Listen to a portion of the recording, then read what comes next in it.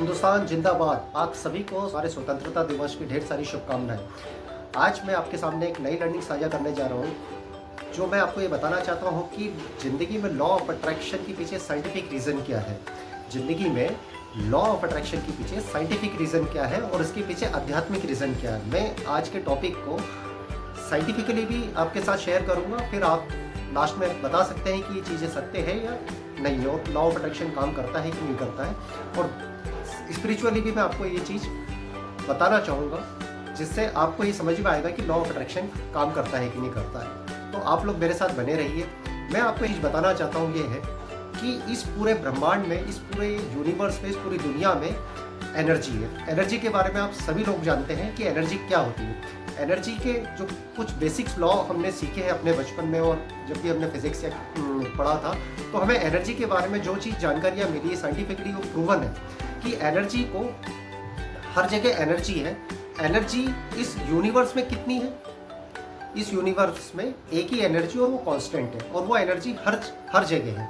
मेरे में भी एनर्जी है, आप में भी एनर्जी है, ये मोबाइल जिसमें मैं वीडियो बना रहा हूँ इसमें भी एनर्जी है, और हर एक चीज़ में एनर्जी है। अगर एनर्जी है तो एनर्जी के जो बेसिक सिद्धांत है, एनर्जी एक अलग अलग फ्रिक्वेंसी में वाइब्रेट करती है। वाइब्रेशन है, अगर एनर्जी है तो मेरे साथ ऐसा करिए, एनर्जी है तो वाइब्रेशन है, वो वाइब्रेशन है तो फ्रिक्वेंसी है। तो फ्रिक्वेंसी वाइब्रेट करती है।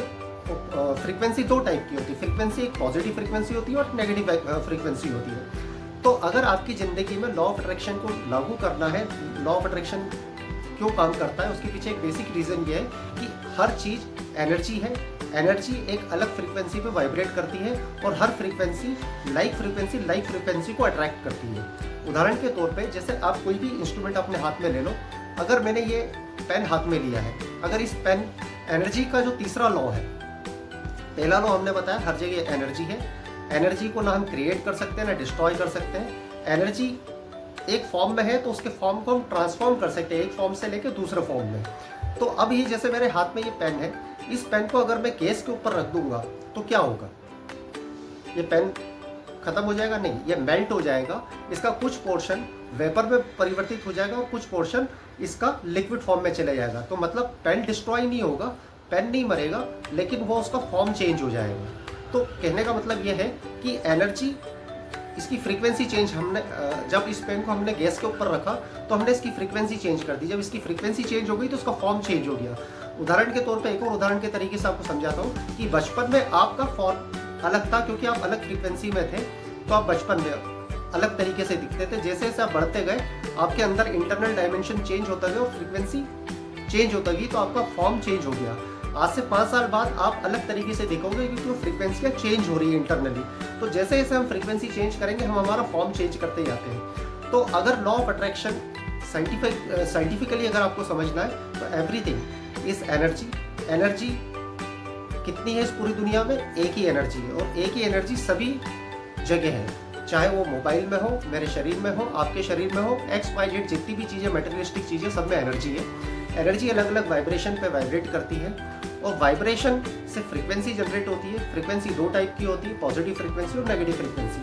अगर हमारी ज़िंदगी में नेगेटिव रिजल्ट आ रहे हैं तो हमारी इंटरनल जो फ्रीक्वेंसी है वो नेगेटिवली ट्यून है, इसलिए हम नेगेटिव लोगों को, नेगेटिव चीज़ों को आकर्षित कर रहे हैं। अगर हमारी ज़िंदगी में पॉजिटिव अपॉर्चुनिटीज़ आ रही तो हमारी इंटरनल फ्रीक्वेंसी पॉजिटिव है, हम पॉजिटिव लोगों को अट्रैक्ट कर रहे हैं। अब इसी चीज़ को हम स्पिरिचुअली समझना चाहें तो भगवत गीता के विषय में आप सभी ने सुना हुआ है। भगवत गीता में कृष्ण भगवान जी ने कहा है कि आत्मा हर जगह आत्मा है, मैं हर जगह हूँ, अहम ब्रह्मास्मि, मतलब मेरे ही अलग अलग फॉर्म है।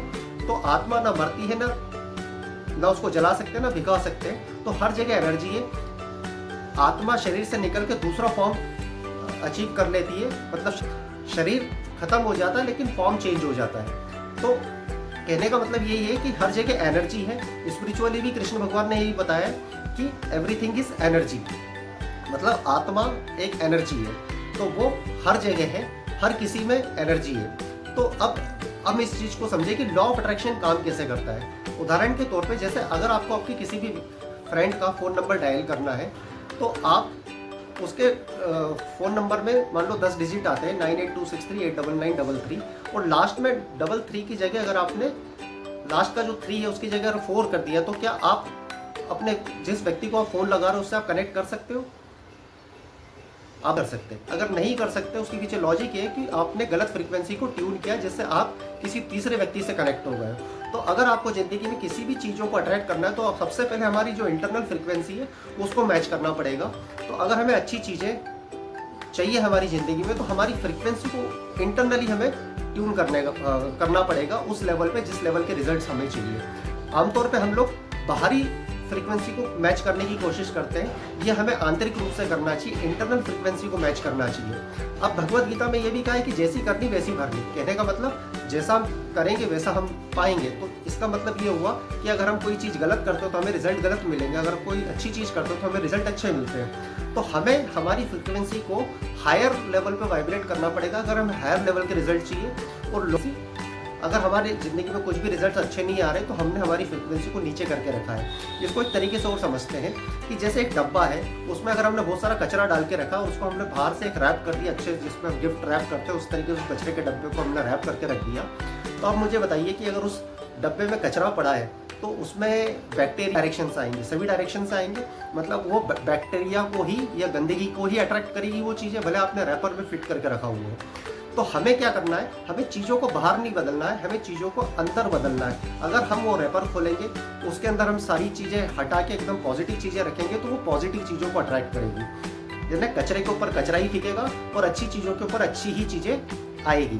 तो हमें करना क्या है कि हमें हमारी इंटरनल फ्रीक्वेंसी को ट्यून करना है। ट्यूनिंग का मतलब ये होता है कि वाइब्रेशन इंटरनल, जो हम आंतरिक तथा पिंडे तथा ब्रह्मांडे, ये हम कहते हैं कि हर व्यक्ति अपना अपना यूनिवर्स कैरी कर रहा है। अगर हमने जो बदलाव अपने अंदर लाया, हम उसी तरीके के बदलाव अपनी ज़िंदगी में रियलिटी रूप में हम देखते हैं। तो इस छोटे से वीडियो के माध्यम से मैंने आपको लॉ ऑफ अट्रैक्शन के विषय में बताने की कोशिश की।